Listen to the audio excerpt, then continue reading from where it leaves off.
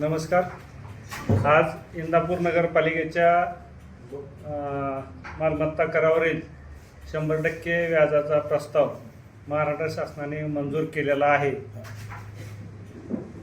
पूर्वीच्या काळामध्ये जेव्हा थकपट्टी वसुलीचा आढावा घेतल्यानंतर महाराष्ट्रातील नगरपालिकांच्या वसुलीच्या आकड्यावरून महाराष्ट्र शासनाने नगरपालिकांच्या वसुली प्रभावी होण्यासाठी ही अभय योजना 19 मे 2025 रोजी लागू केली आणि त्याच्यावरील 100% व्याज 31 मार्च 2025पर्यंत माफ करण्याचा निर्णय घेतला आहे.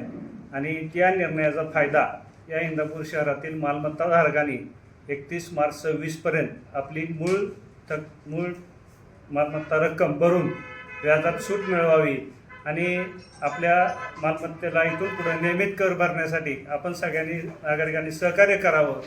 आणि ही अभय योजना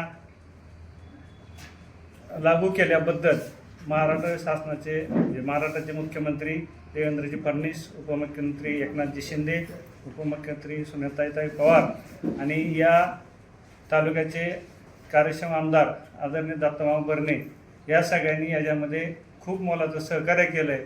आणि दत्तात्रय मामा बर्णे यांच्या पाठपुराव्याला यश येऊन आज हा GR आपल्याला निघालेला आहे. तरी सर्व नागरिकांना मनापासून विनंती करतो की त्यांनी 31 मार्च 2026पर्यंत आपली बाकी जमा करून नगरपालिकेला सहकार्य करावं.